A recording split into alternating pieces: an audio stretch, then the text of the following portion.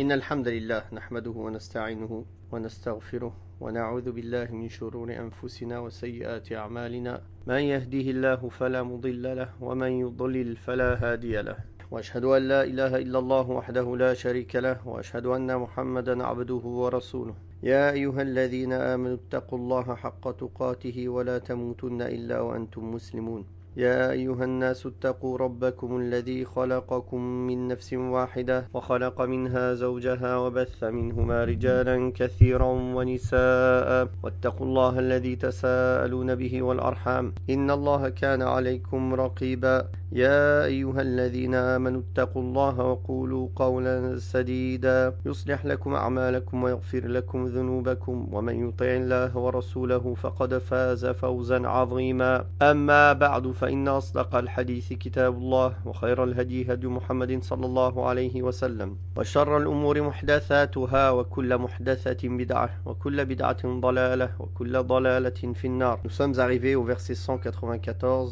de سورة البقرة. أعوذ بالله السميع العليم من الشيطان الرجيم. الشهر الحرام بالشهر الحرام والحرمات قصاص فمن اعتدى عليكم فاعتدوا عليه بمثل ما اعتدى عليكم واتقوا الله واعلموا أن الله مع المتقين وأنفقوا في سبيل الله ولا تلقوا بأيديكم إلى التهلكة وأحسنوا إن الله يحب المحسنين.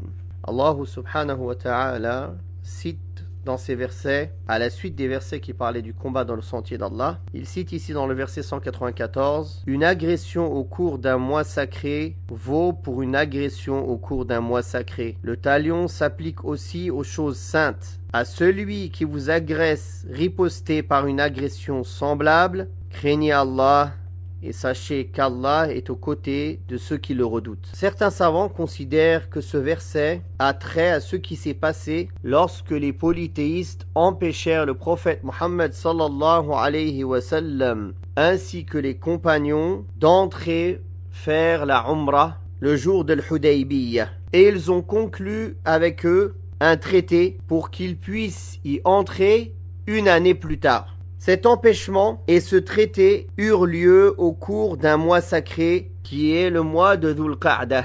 Ce verset est donc venu pour tranquilliser les cœurs des compagnons radiyallahu anhum et compléter leur dévotion qui n'a pas pu avoir lieu.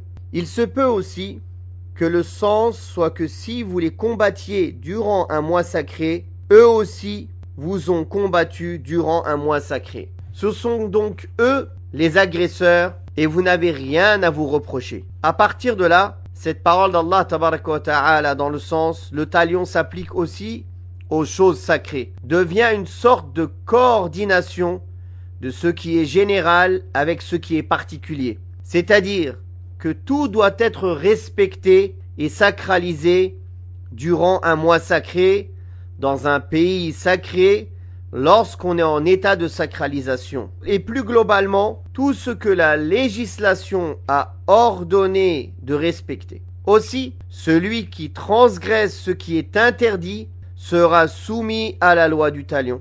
Et ce, même si c'est dans un mois sacré, ou dans un lieu sacré, ou en état de sacralisation. De même, celui qui s'empare les biens d'autrui se verra prendre ses biens par le dirigeant des musulmans pour le rendre à celui qui a été lésé. Il y a ici une question qui se pose. Est-il permis à un ayant droit de prendre un bien à la mesure de son droit d'un autre ou bien ce n'est pas permis?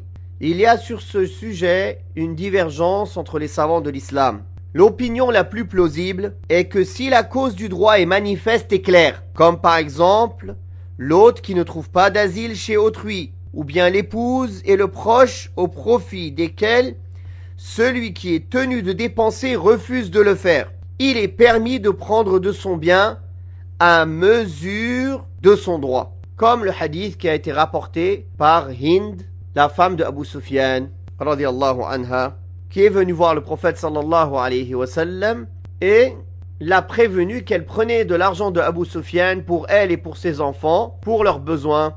Alors le prophète sallallahu alayhi wa sallam lui a autorisé, mais à bonne mesure.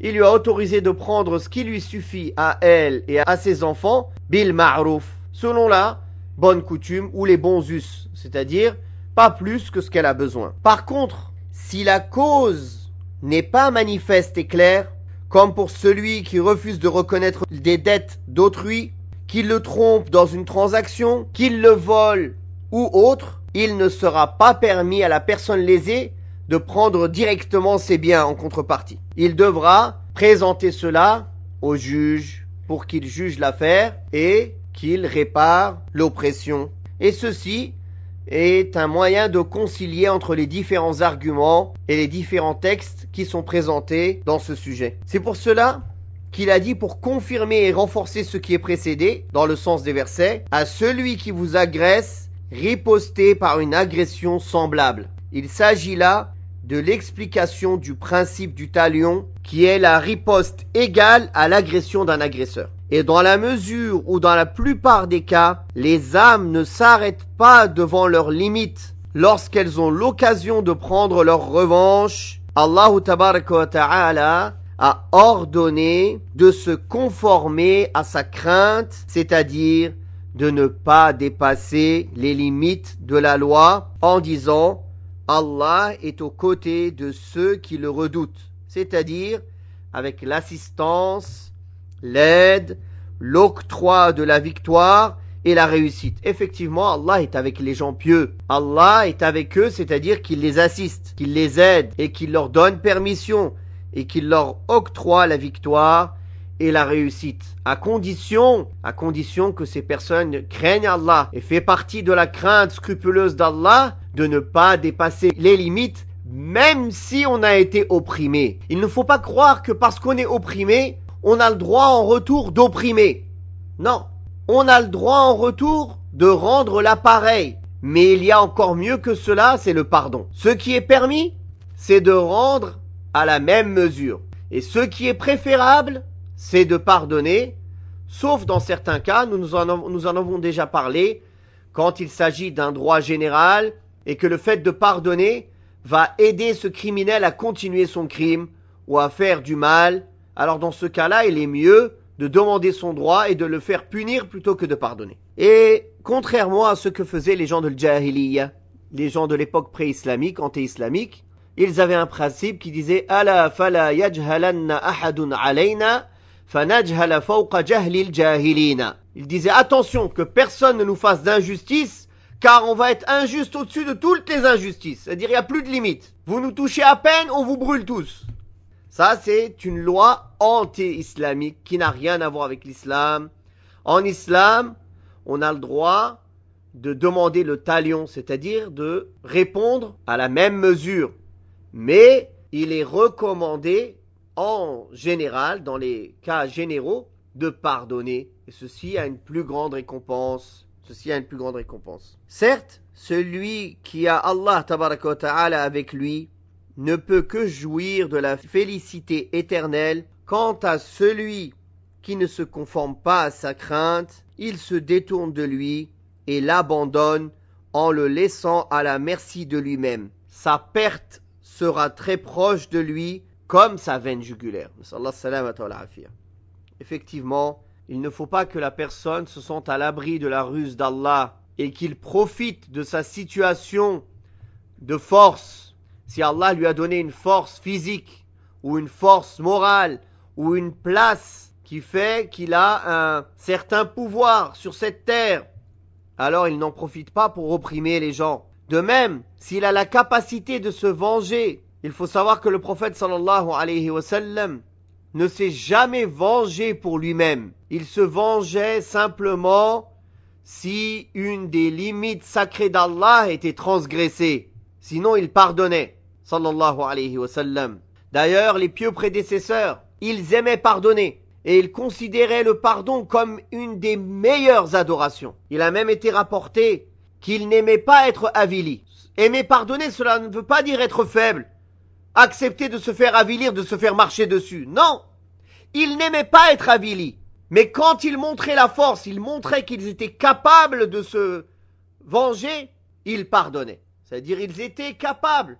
Ils montraient qu'ils étaient capables de prendre leur revanche et de donner une bonne leçon. Ce n'est pas par faiblesse qu'ils pardonnaient. Ils avaient la force de terrasser leur adversaire, mais ils les pardonnaient pour Allah. Ça, c'est le vrai pardon. Amma le faible, qui n'est pas capable de terrasser son adversaire, il dit je te pardonne, parce qu'il n'a pas le choix à part pardonner. Ce n'est pas pareil que le fort, qui est capable de terrasser son adversaire, mais qui lui pardonne pour Allah. Puis Allah tabaraka wa ta'ala dit dans le sens des versets 195, et dépensez de vos biens pour la cause d'Allah, sans vous précipiter vous-même à votre propre perte, et témoignez de votre vertu, car Allah aime ceux qui œuvrent vertueusement. Allah tabaraka wa ta'ala ordonne à ses serviteurs de dépenser dans la voie d'Allah, c'est-à-dire de débourser de l'argent et des biens dans les voies qui mènent à lui, à savoir toutes les voies du bien, comme les aumônes au profit des pauvres, des nécessiteux, des proches ou de ceux dont les dépenses nous incombent. Et une des plus grandes dépenses dans la voie d'Allah, c'est la dépense pour le combat dans le sentier d'Allah, selon les règles qu'on a déjà précitées maintes et maintes fois. Allah tabaraka wa ta'ala dit donc dans une partie de ce verset dans le sens sans vous précipiter vous-même à votre propre perte. Et le fait de se précipiter à sa perte revient à deux choses. Premièrement, renoncer à ce qui est ordonné à l'homme, lorsque ce renoncement implique un grand tort pour le corps ou l'âme, et faire ce qui implique la perte du corps ou de l'âme. De nombreuses choses entrent dans cette optique. Il en est ainsi de l'abandon du combat dans le sentier d'Allah quand il est légiféré, ou des dépenses pour cette cause. L'audace injustifiée de l'homme à aller combattre ou faire un voyage périlleux, les risques qu'il prend en montant sur un arbre ou une construction dangereuse, et autres risques qu'il prend par vanité ou fatuité. Y entre aussi l'entêtement à commettre des péchés, car quelqu'un qui s'entête à commettre des péchés se précipite lui-même à sa perte. Le fait aussi de désespérer de la miséricorde d'Allah et de désespérer du repentir fait partie de se jeter soi-même à sa perte. De même que l'abandon des obligations prescrites par Allah et dont l'abandon implique la perte pour l'âme et pour la religion. Dans la mesure où les dépenses pour la cause d'Allah sont considérées comme une forme de vertu, Allah tabaraka wa ta'ala a ordonné la vertu d'une manière générale. Aussi, le sens de vertu peut indiquer diverses pratiques de bienfaisance. On peut considérer donc comme vertu le fait d'ordonner le convenable et d'interdire le blâmable, le fait d'apprendre la science religieuse et utile, le fait de régler les problèmes des gens et leurs différends, le fait de dissiper leurs soucis, de leur rendre service, le fait de rendre visite aux malades, de suivre les cortèges funèbres, de donner le bon conseil à ceux qui sont dans l'égarement, d'aider celui qui travaille et de trouver du travail pour celui qui n'a pas de travail, et autres formes de bienfaisance qu'Allah a ordonné subhanahu wa ta'ala. Le sens de la bienfaisance peut concerner aussi bien la bonne manière d'adorer Allah tabaraka wa ta'ala. Comme l'a dit le prophète sallallahu alayhi wa sallam, la bienfaisance c'est d'adorer Allah, ou bien l'excellence, l'ihsan, c'est d'adorer Allah comme si tu le voyais, car si tu ne le vois pas, lui te voit. Celui qui arrive à se parer de ces vertus sera à l'image de ceux au sujet desquels Allah tabaraka wa ta'ala a dit, dans le sens, ceux qui ont agi avec bienfaisance auront une belle récompense et un surplus. Lilladina ahsanu al-husna wa ziyada. Allah tabaraka wa ta'ala sera avec lui, affermira ses pas, le guidera et l'aidera dans toutes ses affaires. Après avoir mentionné toutes les règles concernant, ou bien une grande partie des règles concernant le combat dans le sentier d'Allah, Allah tabaraka wa ta'ala a commencé à mentionner après cela les règles concernant le pèlerinage, le hajj. Et on verra ça, incha'Allah, la prochaine fois. Wallahu ta'ala a'la wa a'lam. Wa sallallahu ala Muhammadin wa ala alihi wa sahbihi wa sallam.